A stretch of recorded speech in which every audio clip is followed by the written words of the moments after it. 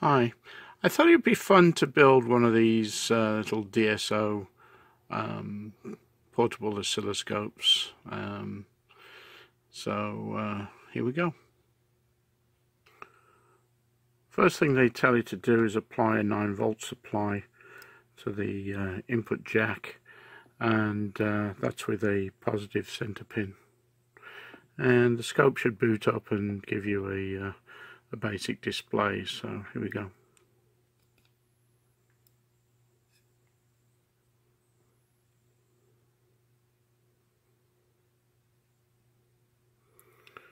Alright, so that appears to be working so far. Next, they say to bend the spade connector at right angles and fit that to the board. So that's what I'm going to do now. Okay, I've soldered that in place. I've also soldered the alternative power connector in place here. One thing to be aware of is it's not clear which side you actually solder the components to, because there's silk screen on both sides indicating parts. So it's worth paying attention to the diagrams on the assembly instructions, just to make sure which side you actually have to put the components on each time. Next is the this slide switch, which has to go into this location on this top side of the board. Okay, that's now soldered in place. I'll clean the flux, excess flux off later on. Next, it's number 5, but it's the 4-pin header that goes on the board.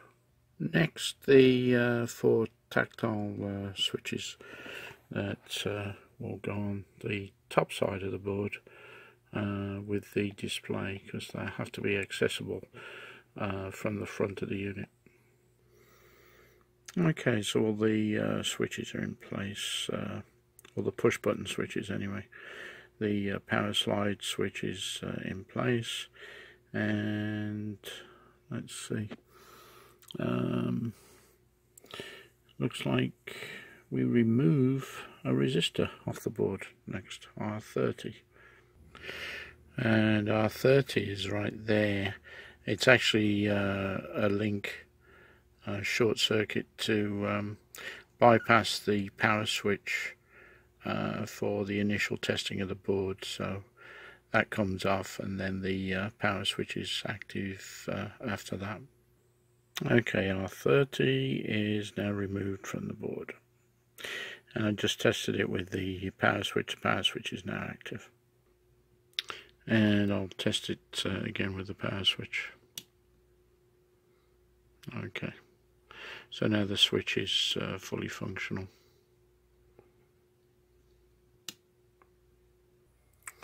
Next are the resistors, and it looks like we have 15 of those to install of various values, so I will be double checking the values of those with a meter as I install them. So all the resistors are in place, so now moving on to the ceramic capacitors, and it looks like there's 4 of them to install, C1, 2, 4 and 5. One thing I forgot to mention was the resistors are installed onto the analog board. That's the smaller of the 2 main boards. So if you're looking for the resistors, to install the resistors, that's where you should be looking. Likewise, the ceramic capacitors. One thing to be aware of is the labeling of the ceramic capacitors. The 0.1 microfarad is labelled 104. The 330 picofarad is labelled 331. The 1 picofarad is labelled 1. And the 150 picofarad is labelled 151, just to help identify each component there. And there's the various capacitors. You can't see the value on the 0.1 microfarad because it's printed so finely or lightly that it's not actually visible to the camera. But there's the other three ceramics. Next comes what they labelled switch 1 here, which is installed at the top of the board over here. And so here we go, that's next. Moving on to the three electrolytics, C8, C10 and C11, and they're all 100 microfarad 16 volt working electrolytics. So be careful you get them in the correct position, and as they are polarized components and must be installed correctly. And you can see on the board they're labeled with their positive pins to the right hand side of this image. Whenever you're installing components on printed circuit boards like this, don't forget to crop the legs off, obviously, but don't cut them too short, and try and hold the legs before you cut them off, because they tend to fly around and could land in something and damage it, and you don't want that. So just be aware of the fact that they do tend to fly off in all directions when you crop the leads off. Okay, so now the BNC connector has to be soldered to the board. Because the size and the amount of metal that the BNC connector has, you need to heat these pins up pretty well because of the amount of heat required, and the fact that the connector itself will draw the heat away from the pins. So just beware that you're going to need a soldering iron with a fair amount of power to provide enough heat to solder this in correctly. Now for the 10-pin header that goes here on the board. The coaxial socket, the coaxial BNC socket, did provide quite a challenge actually, getting the thing soldered onto the board, and I don't think it's going to move, but you do need a lot of heat to solder those two main pins there. The signal pin is no problem at all, but the coaxial body itself, BNC itself, is quite a challenge. But anyway, so moving on to the 10-pin header next, which like I say is installed here. Well, that appears to be the analog input board finished. So let's look at assembling the unit. Okay, step 3 is soldering the rotary encoder onto the small printed circuit board that they supply, and it looks like it goes on this side of the board. It says please pay attention to the orientation of PCB, use the side with outline markings. So I believe it goes onto this side of the board. So this is what I'm going to do, and see what happens.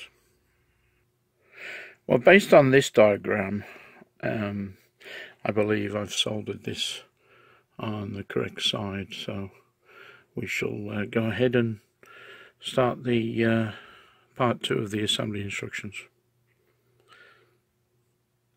It looks like the LCD panel you fit to the part of the case, which I'm quite glad about, because during the construction the LCD flops around quite a bit, and it's rather delicate. You don't want to be breaking that ribbon cable that connects the LCD panel to the board, so just be very careful with that. And this is where it gets fitted to the case, so hopefully we won't have to worry about that flopping around any longer.